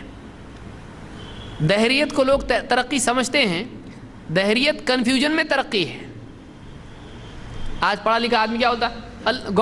گاڈ نہیں ہے، بہت زیادہ اپنے آپ کو سمجھدار سمجھتا ہے، وہ گاڈ نہیں مان کے وہ ترقی ہو گئی۔ گاڈ نہیں مان کے ترقی نہیں ہے، کنفیوژن میں ترقی ہے۔ پھر اتنے سارے کوشچن کا جواب کیا دے گا وہ؟ کریشن کا ایکسپلینیشن اس کے پاس کچھ بھی نہیں۔ بہرحال یہ ٹاپک الگ ہے۔ تو دہریت جو ہے یہ آدمی کے کنفیوژن میں، تذبذب میں اور اس کے ذہنی پیچیدگی میں ترقی ہے، اور شرک انسان کی گراوٹ میں ترقی ہے کہ پھر وہ اتنا گر جاتا ہے کہ وہ جانور جو اس کی سواری کے لیے بنایا گیا ہے اس جانور کو اپنے اوپر ظاہراً و باطناً سوار کر لیتا ہے، وہ جانور اس کے لیے سب کچھ ہو جاتا ہے۔ تو شرک انسان کی نظریاتی گراوٹ ہے، اور دہریت نو گاڈ یہ انسان کے لیے کیا ہے کہ اس کی بنیاد کو اس سے چھین لینا ہے۔ وہ کہیں کھڑا ہی نہیں ہو سکتا، جیسے اسپیس میں پھینک دیا گیا اس کو، کہیں اس کے لیے ٹکاؤ ہی نہیں ہے، کہیں اس کے لیے بیس ہی نہیں ہے، کنفیوژن ایک دم۔ ان کے بیچ میں جو بیلنس ہے اور سکون اور اطمینان ہے وہ توحید میں ہے، جس میں انسان کو سارے سوالات کا جواب مل جاتا ہے۔ تو اسلام وہ دین ہے جو نظریاتی سطح پر بھی، انٹلیکچوئل لیول پر بھی انسان کو غالب کرتا ہے سارے افکار کے مقابلے میں، اور عملی سطح پر پریکٹیکل ماڈل ایک سماج امن والا بن جائے، ہر ایک کا حق اس کو ملے، ہر ایک کا حق اس کو ملے، سماج میں ظلم و زیادتی کا خاتمہ ہو، سماج میں صرف مادی یعنی معاشی نظام کی ترقی نہیں بلکہ معاشی نظام کی ترقی اور لوگوں کے تعلقات، معاشرتی نظام کی ترقی، اسی طرح سے سماج میں انصاف میں ترقی کہ واقعی انصاف کا قیام ہو، یہ ساری چیزیں عملی سطح پر اسلام میں ملتی ہیں، اور اس کو پریکٹیکلی اللہ کے نبی صلی اللہ علیہ وسلم نے کر کے دکھا دیا۔ لیکن آج جو ترقی یافتہ ممالک ہیں ان کے پاس یعنی کئی سوالات ہیں جن کا کوئی حل نہیں ہے۔ آپ بتائیں، مثال کے طور پر ایک سوال میں پوچھتا ہوں، آپ کسی کو بھی پوچھو بہت زیادہ جو پڑھا لکھا ترقی یافتہ ہے اس کو آپ پوچھو، اگر ایک آدمی، فریڈم ہے نا، ہر انسان آزاد ہے، ایک آدمی ہے جو اپنے آپ کو قتل کرنا چاہتا ہے، میرے کو خودکشی کرنے کا بہت ہو گیا میرے کو دنیا میں، جو بھی کر رہا سب الٹا ہو رہا، میں خودکشی کرنا چاہتا ہوں، اب اس کو روکنے کے لیے کیا ایکسپلینیشن ہے؟ پولیس آئے گی اس کو پکڑ کے لے جائے گی، نہیں آپ خودکشی نہیں کر سکتے، یہ جرم ہے، ارے میری جان ہے، میں کچھ بھی کروں اس کا۔ قانون کے پاس اس کا کوئی ایکسپلینیشن نہیں ہے، کیا ایکسپلینیشن ہے؟ کچھ بھی نہیں ہے، لیکن اسلام کے پاس ہے۔ کیوں؟ جان کس کی ہے؟ اللہ کی ہے۔ اب وہ اللہ کو تو مانتا نہیں ہے، اس کے پاس کوئی ایکسپلینیشن نہیں، گورنمنٹ کی ہے، کہے کہ گورنمنٹ کی، میرے ابو امی سے ملا ہوں میں، والدین کی وجہ سے یہ پیدا ہوا ہے، گورنمنٹ کا کیا دخل اس کے اندر ہے؟ اور ایک ملک چھوڑ کے دوسرے ملک میں جائے گا تو پچھلے ملک کا دخل ہوگا جہاں پیدا ہوا، یا جس ملک میں رہ رہا وہاں کا دخل ہوگا، کس کا؟ کون اس کا اونر ہے؟ اس کی جان کا اونر کون ہے؟ اس کی جان کا مالک کون ہے؟ بولے گا میں ہوں۔ تو جب میں مالک ہوں، میں یہ چیز اپنا موبائل توڑ سکتا ہوں، میری جان ہے، میں اس کو توڑنا چاہتا ہوں، بولو۔ تو گورنمنٹ بولے گی نہیں، وہ کچھ بھی ہو نہیں، اس کو خودکشی کرنے دے گی گورنمنٹ؟ نہیں۔ کیا جواب ہے ان کے پاس؟ جواب نہیں ہے. اور جو جوابات ہیں بالکل ایسے جوابات ہیں جس کو مطلب غبارے میں سوئی لگا دے تو ختم ہو جائے گا. لیکن اسلام کے پاس جواب ہے, ریلیجن کے پاس اس کا جواب ہے کہ جان کس کی ہے؟ اللہ نے اس میں جان ڈالی ہے, اللہ اس کی جان کا مالک ہے. اللہ کی جان اللہ کی اجازت کے بغیر نہیں لے سکتے ہیں. اور اللہ نے خودکشی کو کیا کیا ہے؟ حرام کیا ہے. وَلَا تَقْتُلُوا أَنفُسَكُمْ, اپنے آپ کو قتل مت کرو. ان اللہ کان بکم رحیما, اللہ تم پر بڑا رحیم ہے. اپنے آپ کو قتل نہیں کر سکتے. اب دیکھیے یہ قانون جو ہے اس کی اپنی حدود ہیں, اگرچہ اس سے ایک حد تک لا اینڈ آرڈر ہوتا ہے, ہم اس کی مخالف نہیں کہ توڑ دو اس کو, جو جی میں آیا کرو, نہیں, لیکن اس کی ایک حدود ہے. یہ اسلام کا ایکول نہیں ہے, اسلام کا بدل نہیں ہے, یہ اس کی لمیٹیشنس ہیں. اس لیے ایک ملک کا قانون دوسرے ملک سے الگ ہوتا ہے. ایک ملک میں کچھ چیزیں پرمیسیبل ہوتی ہیں, دوسرے ملک میں نہیں ہوتی ہیں, تو اس میں کوئی الٹیمیٹ قانون نہیں ہوتا ہے. لیکن اسلام ساری انسانیت کے لیے ہے, اور اس میں انسان کے کئی سوالات کا جواب مل جاتا ہے انسان کو. یہ میں ایک موٹی مثال دے رہا ہوں, اس کے علاوہ اور بہت ساری مثالیں ہیں. نکاح کے سلسلے میں آپ دیکھیے, قتل کے سلسلے میں دیکھیے, چوری, ہڑپ وغیرہ, چیٹنگ وغیرہ جو بھی ہے, دھوکہ, تو ان ساری چیزوں کے بارے میں کیا ایکسپلینیشن ہے؟ انسان کا اپنا بنا قانون ہے, اس کو ڈیبیٹیبل ہے, وہ اس کو بحث کی جا سکتی ہے. لیکن اللہ کا جب معاملہ آ جاتا ہے کہ نہیں, جو خالق ہے اس نے یہ طے کیا ہے, تو سب کو ماننا پڑتا ہے, کیونکہ اب اس کو ایکسپلینیشن کی ضرورت ہے نہیں ہے. تو یہاں ضرورت پیدا ہوتی ہے کہ کوئی ایسا قانون ہو جو اوپر سے آئے, جس کو کوئی کویشچن نہیں کر سکتا ہے. ورنہ انسان کا دیا ہوا قانون ایک انسان دوسرا اس کو کیا کر سکتا ہے؟ کویشچن کر سکتا ہے. پھر زیادہ سے زیادہ کیا کریں گے کہ 100 لوگوں میں سے اگر 51 لوگ اس کو مانتے ہیں تو 49 لوگ چاہے نہ مانیں ان کو ماننا پڑے گا. آپ بتائیں کیسا مانتا ہے انسان؟ کوئی بھی قانون اگر پاس ہوگا کیسا ہوگا؟ میجورٹی اس کو مانتی ہے, تو مائنورٹی چاہے کتنی ہی انٹلیکچوئل کیوں نہ ہو, پولیٹیکل لیول پر وہ قانون نافذ ہو جائے گا. پھر اس کو انٹلیکچوئل لیول پر کچھ بھی دیکھنا نہیں دیکھنا وہ بات کی بات ہے. ایسے کئی قوانین ہیں, مرد مرد کی شادی, عورت عورت کی شادی, اب اس میں کتنا ڈیبیٹ ہو رہا ہے. کلوننگ, یا اپنی اجازت سے پیشنٹ کا خودکشی کرنا, ایسے کئی معاملات ہیں جن کا انسان حل نہیں دے سکتا ہے, کیوں منع کرے گا اس کو؟ ایسی کئی خرافات ہیں, گندگیاں ہیں سماج میں, پھیل سکتی ہیں, کئی غلط باتیں بھی سماج میں پھیل سکتی ہیں, بس اس وجہ سے کہ اس کو رد نہیں کیا جا سکتا ہے. ایک انسان دوسرے انسان پر حاکم کیسے بنے گا؟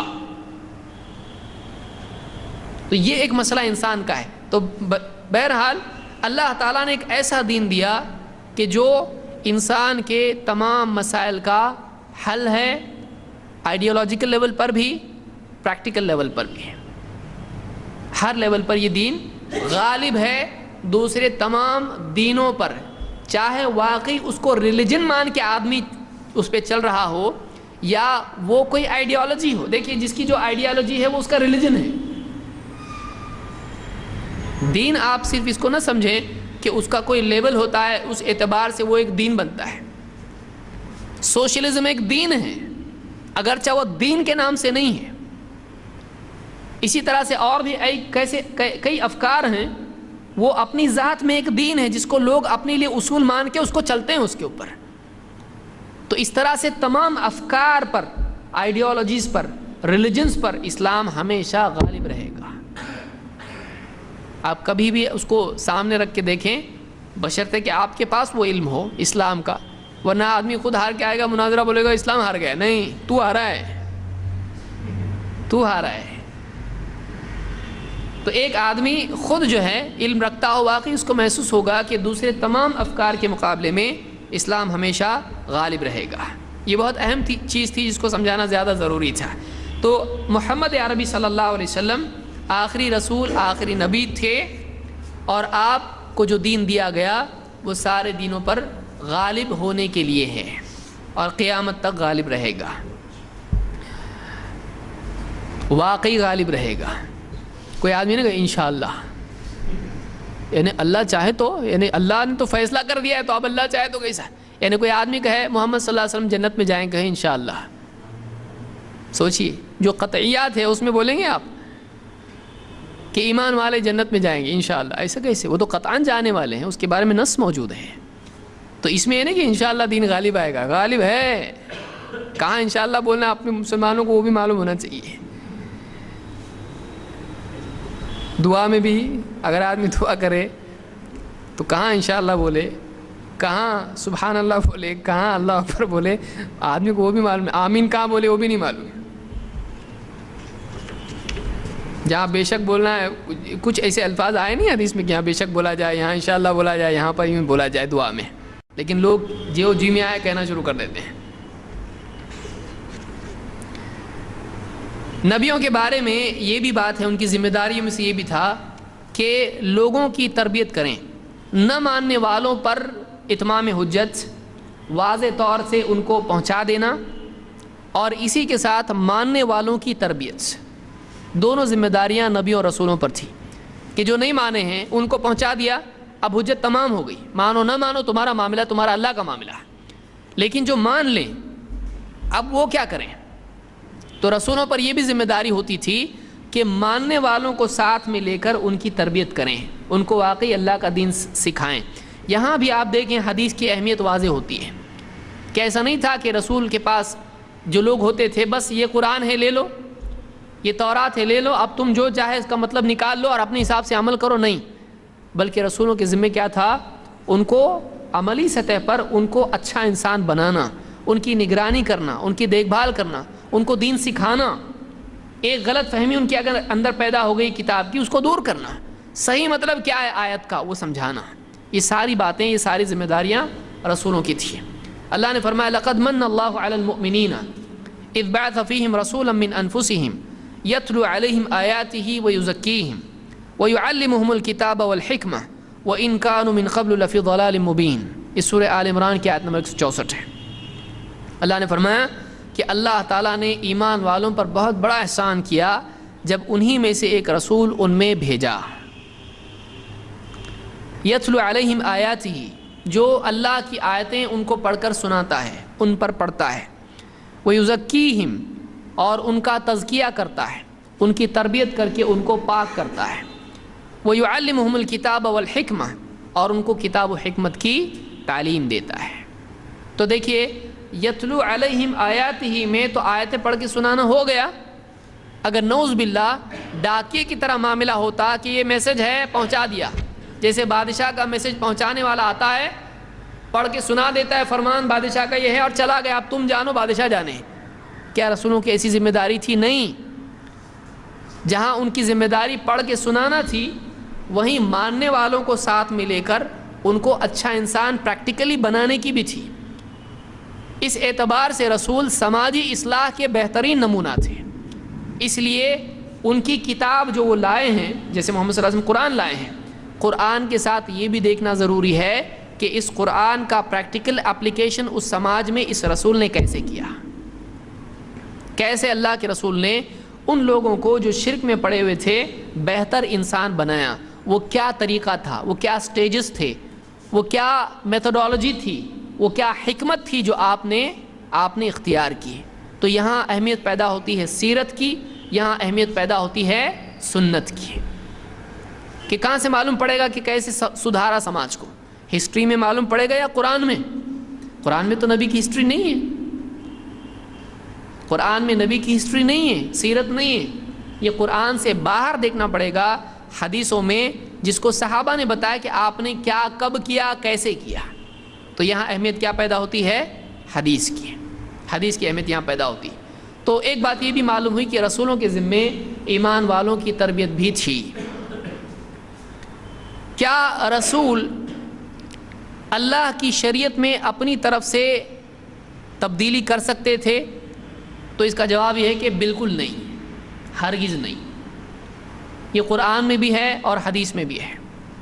رسول جہاں بہت حکمت والے تھے، بہت انٹیلیجنٹ لوگ تھے، جو نہ صرف حکمت والے تھے بلکہ حکمت سکھانے والے تھے. بتائیے حکمت کا ٹیچر، اس کو حکمت نہیں ہوگی؟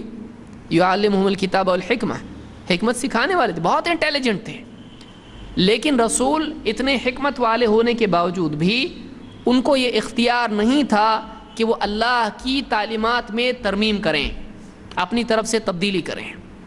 قرآن میں اللہ نے فرمایا وَإِذَا تُتْلَى عَلَيْهِمْ آيَاتُنَا بَيِّنَاتٍ، جب ان کفار پر، مشرکین پر اللہ کی واضح ترین آیات پڑھ کر ان کو سنایا جاتا ہے، ان پر اللہ کی آیتیں، واضح آیتیں پڑھی جاتی ہیں، قَالَ الَّذِينَ لَا يَرْجُونَ لِقَاءَنَا، وہ لوگ جو ہم سے ملاقات کا یقین نہیں رکھتے ہیں، یعنی آخرت کا یقین نہیں رکھتے ہیں، کہتے ہیں ائْتِ بِقُرْآنٍ غَيْرِ هَذَا أَوْ بَدِّلْهُ، یہ قرآن نہیں، کوئی اور قرآن لاؤ۔ مشرکین کی ڈیمانڈ کیا تھی؟ دیکھیں کیسے کیسے لوگ، ان کی کیا کیا ڈیمانڈ ہوتی ہے۔ نواب صاحب کی ڈیمانڈ ہے، کیا ڈیمانڈ ہے؟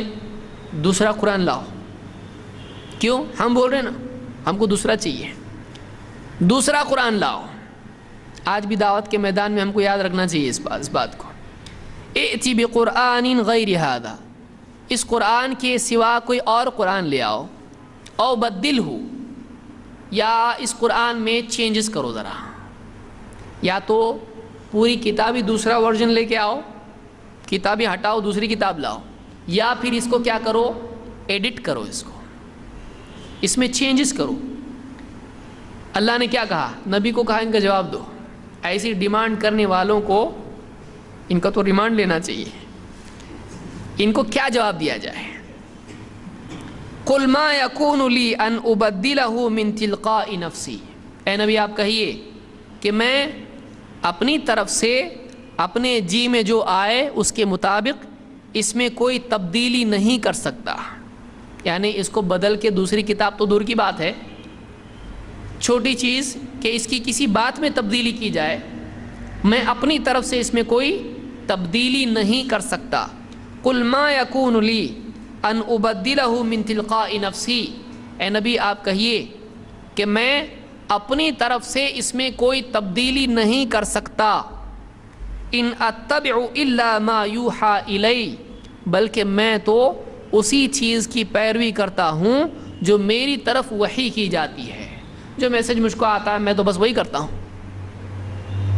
اور انی اخاف، مجھے ڈر ہے، ان عصیت ربی، کہ اگر میں نے اپنے رب کی نافرمانی کی، عذاب یوم عظیم، تو ایک بڑے سنگین دن مجھ کو عذاب دیا جائے گا۔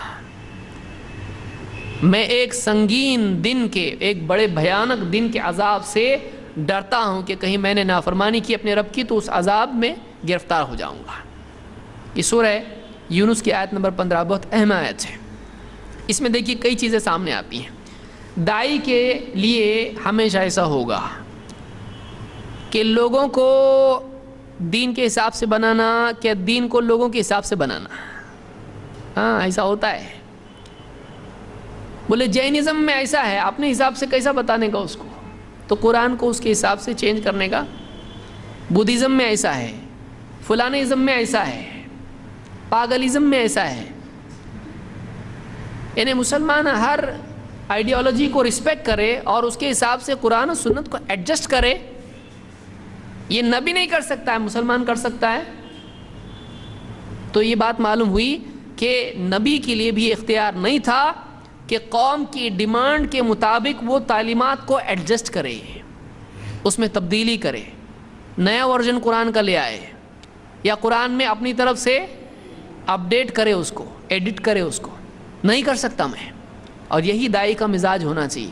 بھائی یہ اسلام ہے، آپ کو پسند آیا لو، نہیں آیا مت لو، ہم آپ کے حساب سے اس کو بدل نہیں سکتے ہیں، ہم اپنی قینچی سے آپ کے حساب سے آپ کا ناپ کا نہیں بنا سکتے اسلام، ٹیلر میڈ جو ایسا اسلام آپ کو نہیں دے سکتے ہم۔ یہ اسلام ہے، لینا ہے لو، نہیں لینا مت لو، آپ کو جو چاہیے ہم نہیں دے سکتے۔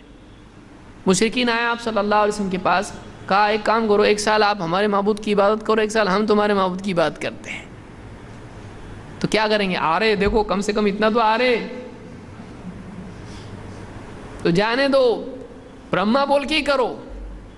کر سکتے ہیں؟ نہیں کر سکتے ہیں، تم کو اللہ ہی کی عبادت کرنی پڑے گی۔ تمہارے حساب سے اللہ کے نام ہم چینج کریں گے کہ چلو برہما کا مطلب یہ ہوتا ہے تو اللہ برہما ہے، وشنو کا میننگ یہ ہوتا ہے اللہ وشنو ہیں، اللہ تعالیٰ کے مستقل نام ہیں، انہی سے اللہ کو پکارنا ہے۔ اللہ کے نام ہیں، بناؤ مت، ہیں وہ نام، ان سے پکارنا ہے۔ یہ نہیں کہ ہم لوگوں کو خوش کرنے کے لیے اپنے دین میں ایسا ایڈجسٹمنٹ کریں، ایڈجسٹمنٹ کوٹا ایسا بنائیں کچھ کہ وہ خوش ہو جائیں۔ وہ نہیں مانتے، کوئی بات نہیں، ہم اسلام ایز اٹ از پیش کریں۔ وہ نہیں مانتے ہیں، آج نہیں مانیں کل مانیں گے، نہیں مانیں گے، اللہ جس کو ہدایت دے گا اس کو ہدایت دے گا، جس کو نہیں دے گا نہیں دے گا۔ نبی کے چچا نے نہیں مانے، عربی کے ایکسپرٹ ہونے کے باوجود نہیں ہو سکتا ہے، نہیں جس کو نہیں ملا نہیں ملے گی ہدایت۔ لیکن ہدایت کا شوق بعض اوقات ایک انسان کو اتنا زیادہ دور لے جاتا ہے کہ وہ دین میں تحریفات کو بھی اختیار کرنا شروع کرتا ہے۔ ہم کو ایسا نہیں کرنا ہے، یہ اسلام ہے، پسند آئے لو، نہیں آیا مت لو۔ ہم جو کا تو اسلام کو پیش کریں، اس کی سمجھ کے لیے آسان بنائیں، تبدیل نہ کریں۔ فرق یاد رکھیے، اس کے لیے دین کو آسان کریں، جو ہے اس کو ایزی بنائیں۔ یہ نہیں کہ اس کی پسند کے مطابق بولیں ہاں اسلام میں بھی ہے۔ تو اس بات کو یاد رکھیے، اس لیے اللہ نے کیا فرمایا، قل ما یکون لی ان ابدلہ من تلقاء نفسی، کہ میں اپنی طرف سے اس میں تبدیلیاں نہیں کر سکتا ہوں، مجھ کو اختیار نہیں ہے اس کا۔ ان اتبع الا ما یوحى الی، میں تو بس اسی چیز کو فالو کرتا ہوں جو میری طرف وحی کی جاتی ہے، ریویلیشن بھیجی جاتی ہے، ریویل کیا جاتا ہے، میسج آتا ہے، میں اس کو فالو کرتا ہوں بس۔ تو یہاں پر دیکھیے ایک بات یہ معلوم ہے، اب یہاں پر ایک اہم نقطہ علمی اعتبار سے بھی یاد رکھیں کہ آپ نے کیا فرمایا، ما یکون لی ان ابدلہ من تلقاء نفسی، کہ آپ صلی اللہ علیہ وسلم اپنی طرف سے قرآن کی تعلیمات میں تبدیلی نہیں کر سکتے۔ ہاں اللہ اگر بتائے تو کر سکتے ہیں، اسی لیے ناسخ اور منسوخ کا جو معاملہ ہے، قرآن کی تعلیمات میں ایک حکم آتا ہے، اس کو یاد رکھیے۔ بہت سارے لوگ کیا بولتے ہیں، یہ حدیث قرآن سے کانٹرڈکٹ ہو رہی ہے، اس کا سر دیوار سے کانٹرڈکٹ ہو رہا ہے۔ اللہ کی طرف سے ایک حکم آ گیا کہ مردار حرام ہے، لیکن اس حکم میں ایک ایکسیپشن آیا حدیث میں کہ کیا، ہمارے لیے سمندر کی مچھلی کیا ہے، مردہ بھی ہو تو حلال ہے۔ تو اب یہ قرآن کے حکم میں تبدیلی اللہ کے نبی صلی اللہ علیہ وسلم کا اپنی طرف سے نہیں ہے، کیونکہ آپ کے بارے میں اللہ نے صاف کیا کہہ دیا، آپ بولو میں اپنی طرف سے نہیں کرتا ہوں اس میں تبدیلی کوئی۔ یہاں فی نفس ہی تبدیلی کا انکار نہیں ہے، اس کو یاد رکھیے، ہے انکار اس میں نہیں ہے۔ نس کس کو کہتے ہیں، پہلے یہاں پر نماز پڑھتے تھے، قبلہ یہاں تھا، بیت المقدس کی طرف تھا، بعد میں کہاں ہوا، مسجد حرام کی طرف۔ تبدیلی ہے کہ نہیں ہے؟ پہلے نماز میں بات کرتے تھے کہ نہیں کرتے تھے، کرتے تھے، بعد میں بات کرنا کیا ہو گیا، منع ہو گیا۔ تبدیلی کا انکار نہیں ہے، اسلامی احکام میں تبدیلی ہوئی ہے، لیکن جو بھی احکام کی تبدیلی ہے وہ نبی کی طرف سے نہیں ہے، کس کی طرف سے ہے، اللہ کی طرف سے، چاہے وہ قرآن میں آیا ہو چاہے وہ حدیث میں آیا ہو۔ اس کو یاد رکھیے، بہت اہم نقطہ یہ ہے۔ بہت سارے لوگ حدیثوں کا انکار کرتے ہیں اس وجہ سے کہ وہ یہ سمجھتے ہیں کہ یہ حدیث قرآن سے کیا ہو رہی ہے، ٹکرا رہی۔ بہت سارے لوگ بولتے ہیں یہ قرآن میں تو ایسا ہے اور حدیث میں ایسا، کیا ماننے کا؟ ہم بولے دونوں ماننے کا، اللہ کو ماننے کا کہ رسول کو ماننے کا۔ کلمہ کون سا پڑھے، لا الہ الا اللہ، لا الہ الا اللہ ایسا پڑھے، محمد رسول اللہ بھی تو ہے نا اس میں۔ تو اللہ کو بھی ماننا ہے، رسول کو بھی ماننا ہے، اللہ کی بھی ماننا ہے، اطیعوا اللہ و اطیعوا الرسول، اللہ کی بھی مانو رسول کی بھی مانو۔ تو یہاں پر اللہ کی طرف سے جو تبدیلیاں آئیں وہ رسول کی اپنی طرف سے ہیں نہیں۔ جو بھی شریعت کی پچھلا حکم، نیا حکم، یہ حکم اس میں ایکسیپشن، تو وہ ساری جو بھی چیزیں ہیں وہ کس کی طرف سے ہیں، اللہ کی طرف سے ہیں، چاہے وہ قرآن میں آئے چاہے وہ حدیث میں آئے، کیونکہ قرآن کی نص سے معلوم ہوا کہ ہر تبدیلی اللہ کی طرف سے، نبی کی طرف سے نہیں ہے۔ تو کوئی یہ نہ کہے کہ یہ حدیث ٹکرار اس لیے نہیں مانیں گے، یہ اللہ ہی کی طرف سے ہے، ضروری نہیں کہ ہر تبدیلی قرآن میں آئے۔ سمجھ میں آ رہا ہے؟ یہ ناسخ منسوخ کا معاملہ ہے۔ تو قل ما یکون لی ان ابدلہ من تلقاء نفسی، اے نبی آپ کہیے میں اپنی طرف سے کوئی تبدیلی نہیں کر سکتا، بلکہ ان اتبع الا ما یوحی الی، میں تو اسی چیز کی اتباع کرتا ہوں جو میری طرف وحی کی جاتی ہے۔ تو اس سے معلوم ہوا کہ اللہ کے نبی صلی اللہ علیہ وسلم کی تمام تعلیمات وحی کے تابع تھیں، آپ کی جتنی تعلیمات تھیں آپ کا عمل وحی کے تابع تھا۔ مسلم کی ایک حدیث میں آپ نے فرمایا انہ لیس بی تحریم ما احل اللہ لی، اے لوگو میرے اختیار میں نہیں ہے کہ اللہ تعالیٰ کی حلال چیز کو میں حرام کر دوں، اللہ کی حلال چیز کو میں حرام کروں، جس کو اللہ نے حلال کیا ہے میں اس کو حرام نہیں کر سکتا۔ بعض لوگ تقوی کے جوش میں بہت ساری چیزیں جو حلال ہوتی ہیں لوگوں کے لیے کیا کرتے ہیں، حرام کر دیتے ہیں۔ اللہ کے نبی صلی اللہ علیہ وسلم نے خود فرمایا کہ میں اللہ کی حلال کو تمہارے اوپر حرام کر سکتا ہوں نہیں، اور اس کے بالعکس حرام کو حلال کر سکتے ہیں وہ اشد ہے، وہ اور زیادہ سخت ہے، وہ تو کر ہی نہیں سکتے ہیں کہ جو چیز آلریڈی حرام ہے اس کو کیسے حلال کر سکتے ہیں، لیکن اللہ کی طرف سے اگر وہ حلال کیا جائے تو آپ بتاتے ہیں کہ اللہ نے تمہارے لیے کیا کر دیا، یہ حلال کر دیا ہے۔ تو اس طرح سے نبی جو بھی تبدیلیاں شرعی احکام میں لاتے ہیں وہ اپنی طرف سے نہیں لاتے ہیں، اللہ کی طرف سے ہوتا ہے۔ یہ نقطہ مہم ہے، اس کو یاد رکھیں۔ یہ جس دور کا فتنہ ہے، یہ حدیث یہ آیت سے ٹکرا رہی، حدیث کو چھوڑ دو آیت کو لے لو، کیونکہ اللہ کو تو نہیں چھوڑ سکتے نا۔ تو یہ جو لاجک ہے بہت ٹریجک ہے، اس کا انجام کفر ہے، اس کا انجام کفر ہے۔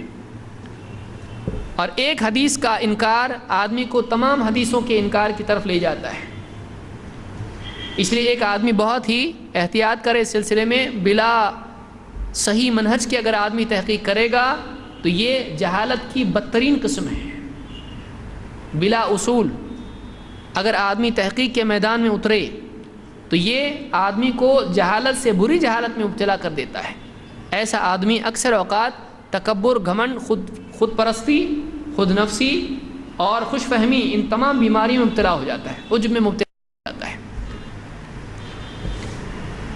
رسولوں کے بارے میں یہ بھی بات ہے کہ رسولوں کا کام صرف اتنا نہیں تھا کہ قوموں کی اصلاح کریں، قوموں تک دین پہنچائیں، بلکہ رسول خود بھی اس دین کے مکلف تھے جس کی تبلیغ وہ کرتے تھے۔ یہ نہیں کہ آپ نے پہنچانا ہے جانا ہے، نہیں، جو شریعت رسول لاتے تھے اس شریعت پر عمل کرنا بھی ان پر فرض ہوتا تھا۔ تو رسولوں پر عمل کی بھی ذمہ داری تھی اور وہ عمل کے بھی مکلف ہوا کرتے تھے۔ اللہ تعالیٰ نے قرآن کریم میں فرمایا یا ایھا الرسل، اے رسولو، کلوا من الطیبات واعملوا صالحا، پاک چیزوں میں سے، طیب چیزوں میں سے کھاؤ، واعملوا صالحا، اور نیک عمل کرو، انی بما تعملون علیم، میں تمہارے اعمال سے باخبر ہوں، میں تمہارے اعمال کا علم رکھتا ہوں، مجھے معلوم ہے تم کیا عمل کرتے ہو۔ تو رسولوں سے اللہ نے کہا، سورہ المؤمنون آیت نمبر 51 ہے، اللہ نے فرمایا اے رسولو طیبات میں سے کھاؤ اور نیک عمل کرو۔ دو چیزیں، دو پہلو زندگی کے انسان کے ہیں، دونوں کے بارے میں اللہ نے ان کو حکم دیا۔ ایک ان کا مادی پہلو، جسمانی اور دنیاوی پہلو، اور دوسرا دینی پہلو، شرعی پہلو۔ دنیاوی اعتبار سے ان کو کیا حکم دیا گیا؟ حلال کھاؤ، کلوا من الطیبات۔ تو تمہارا دنیاوی معاش یا رزق کا ذریعہ کیسا ہونا چاہیے؟ حلال ہونا چاہیے۔ نمبر 2 واعملوا صالحا، اور تمہارے اعمال کیسے ہونا چاہیے؟ صالح ہونا چاہیے۔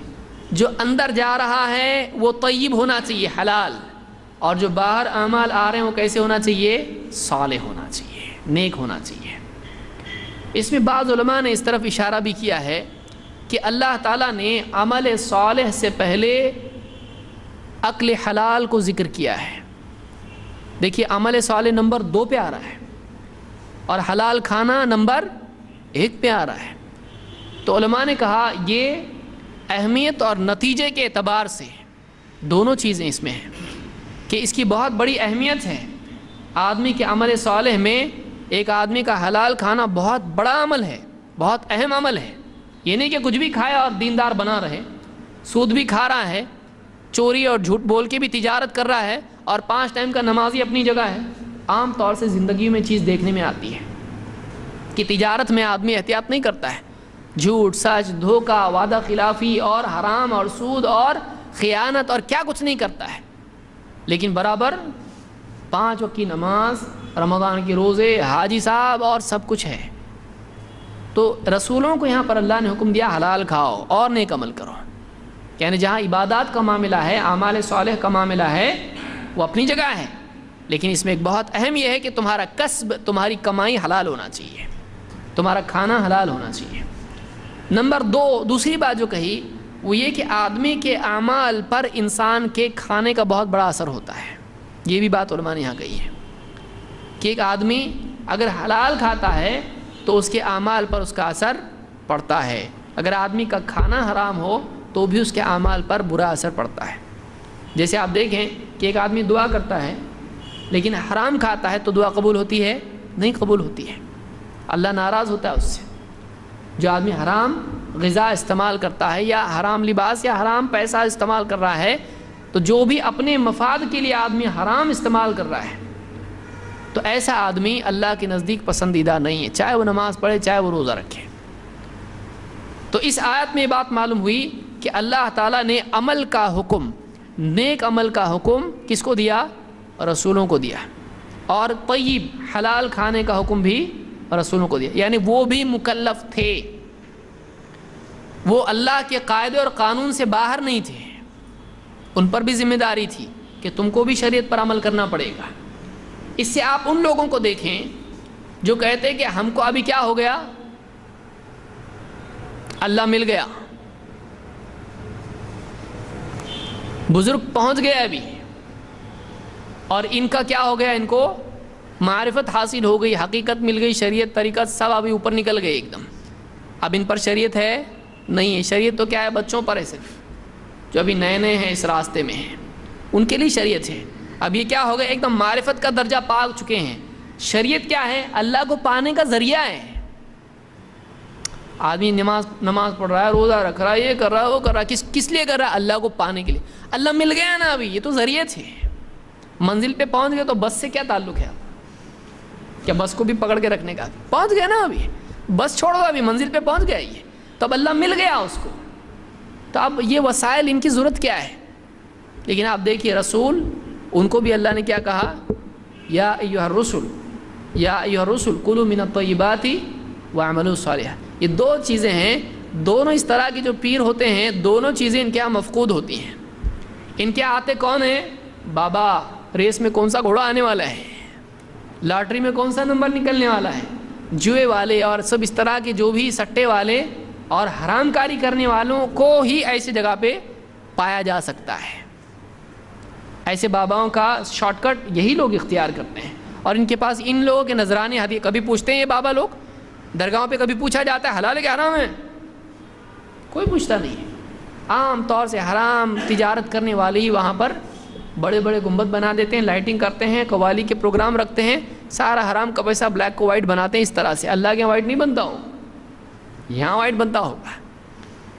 اور عمل کے اعتبار سے ایسے بابا سب نماز کو جا رہے، بابا کدھر جا رہے ہیں؟ حجرے میں جا رہے ہیں۔ کیوں؟ بولے حجرے سے ڈائریکٹ یہ مکہ کو جاتے ہیں، اسپیس شٹل ہے جیسے، ایک دم یہاں سے غائب ہو کے وہاں نکلتے ہیں۔ بابا بولے وہاں پہ یا دل کی نماز پڑھتے ہیں، بابا دکھ رہے ہیں یہاں پہ اپنے کو، لیکن یہاں پہ بھی ہے وہاں پہ بھی ہے، کیا ہو رہے ہیں؟ ملٹی پلائی، زیروکس ہو رہے ہیں ایک دم،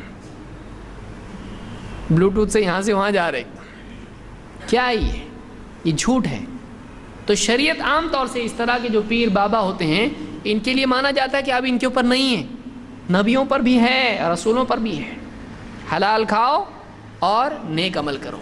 تو اس سے وہ لوگ نکل نہیں سکتے تھے، تو یہ لوگ کیسے نکل سکتے جو کچھ گنتی میں بھی نہیں آ سکتے ہیں، کچھ گنتی میں بھی نہیں یہ لوگ۔ تو یہ رسولوں کے بارے میں باتیں تھیں جو کچھ ہمارے سامنے آئی، کچھ باتیں پھر بھی اس میں باقی ہیں، انشاءاللہ اس کو ہم جاری رکھیں، اس لیے کہ بہت اہم موضوع آپ دیکھ رہے ہوں گے، اس میں ہر پوائنٹ کے ضمن میں کچھ نہ کچھ آج کے دور سے جڑی ہوئی کوئی نہ کوئی خرابی آپ کو دکھائی دے گی۔